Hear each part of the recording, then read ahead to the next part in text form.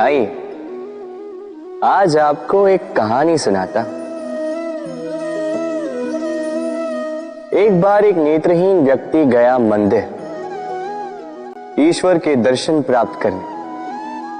अब जब वहां उपस्थित लोगों को यह ज्ञात हुआ कि यह व्यक्ति नेत्रहीन है, तो कुछ लोगों ने उसका उपहास उड़ाना प्रारंभ कर दिया। वो जिसकी स्वयं की दृष्टि ही नहीं, क्या करने आया होगा यहाँ? कदाचित ईश्वर से शिकायत करने आया होगा कि क्यों आपने मुझसे मेरी दृष्टि छीन ली। किंतु इन सभी बातों से उस नेत्रहीन व्यक्ति ने स्वयं को पीड़ित नहीं होने दिया। वो मुस्कुराया और उसने केवल एक बात कही, माना कि मेरे भाग्य ने मुझसे मेरी दृष्टि छीन ली, किंतु मैं अभागा नहीं, क्योंकि मेरा ईश्वर वो मुझे देख सकता है।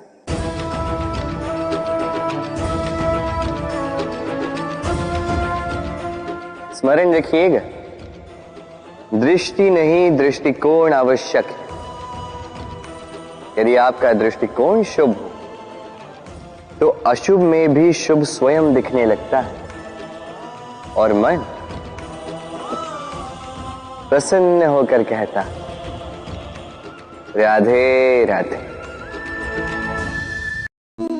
क्रोध एक ऐसी स्थिति जिसमें जीभ मन से अधिक गति से कार्य करती है।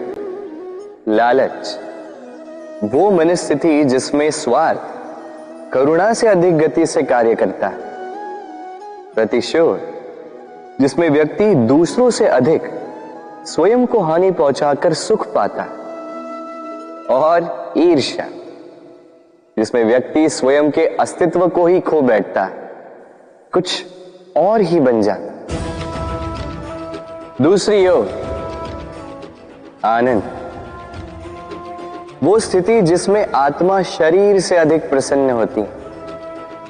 और प्रेम वो परम भाव जिसमें हमारा दुख सब में बट जाता है और सबका सुख हम में आ जाता है। तो आपको क्रोध, ईर्ष्या, लालच और प्रतिशोध में रहना है या आनंद में रहकर प्रेम से ये जीवन व्यतीत करना है? निर्णय आपका है, क्योंकि मैं तो अपना निर्णय कब का ले चुका। राधे राधे। यदि जांचने जाओ तो ऐसा कोई रत्न नहीं जिसमें कोई खोट ना, किंतु यदि मन में बसा तो प्रत्येक रत्न हमारे लिए सर्वश्रेष्ठ। यदि परखने जाओ तो संसार में ऐसा कोई जीव नहीं जो सर्व से अधिक विषैला, किंतु यदि मानो तो ऐसा कोई जीव भी नहीं जो सर्व से अधिक सरल हो, जो केवल अपने पथ पर चलता है, जानकर किसी को हानि नहीं पहुंचाता। उसी प्रकार मनुष्य, यदि मनुष्य को परखने जाओगे तो वो गुणवान नहीं लगेगा, किंतु यदि मानो तो प्रत्येक मनुष्य में कोई न कोई विशेष गुण होता ही। बस बात आती है आपके दृष्टिकोण की। इसलिए अपने जीवन में मनुष्य को परखने में समय नष्ट ना करें। मनुष्य कोई वस्तु तो नहीं, मनुष्य आत्माधारी जीव है जो कदाचित आपके व्यवहार से बदल भी जाएंगे, पराये भी आपको अपना मानकर गले लग जाए। बस प्रेम भाव को ऊपर है। राधे राधे।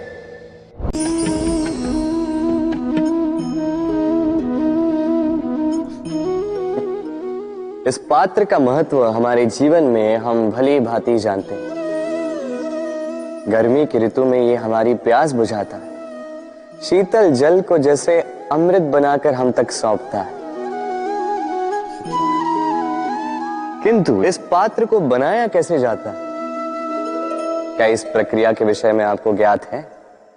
सर्वप्रथम कुम्हार स्वयं के पैरों से माटी को गूंथता है, मथता है, फिर उसके पश्चात उसे एक चाक पर चढ़ाकर उसके पश्चात उसे चाक पर चढ़ाकर घुमाता है, फिर उसके ऊपर बाहर से प्रहार करता है और साथ ही भीतर से सहारा भी देता है ताकि ये मटका टूटे।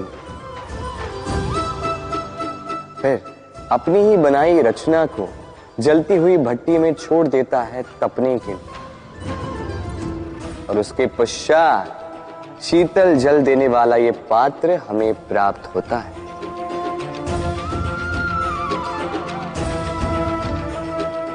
एक सर्वश्रेष्ठ गुरु भी यही करता है। सर्वप्रथम हमारे मन में छिपे संभावनाओं को निकालने के लिए हमें मथता है, फिर कठोरता से हमें आकार देता, उसी के साथ हमें सहारा भी देता, और फिर उसके पश्चात परीक्षा की अग्नि में उस भट्टी में छोड़ देता जलने के लिए, और तब जाके हमारा अस्तित्व बनता है।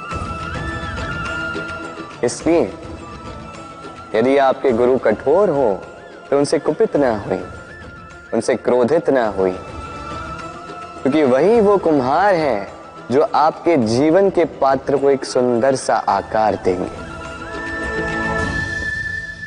राधे राधे। जीवन में जैसे जैसे आप आगे बढ़ते हैं वैसे आप कई लोगों से मिलते हैं। उनमें से कुछ आपका उत्साह बढ़ाते हैं, कुछ आपको शक्ति देते हैं, कुछ हताश हो जाते हैं, तो कुछ आपके ऊपर पत्थर भी फेंकने लगते हैं।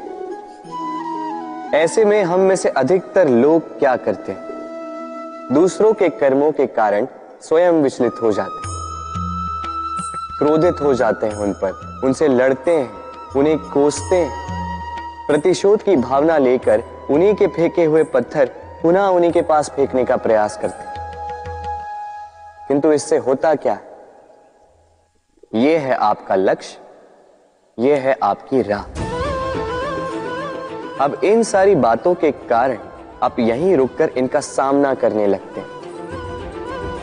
इसमें सफलता तो प्राप्त हुई, किंतु आपको नहीं। उन लोगों को जिन्होंने आपको रोकने की मंशा से आपके ऊपर पत्थर फेंकना प्रारंभ किया था, यदि उसके बदले उन पत्थरों को इकट्ठा करके आप अपना एक घर बना लें, तो आप पर पत्थर फेंकने वालों की संख्या धीरे धीरे कम होती जाएगी।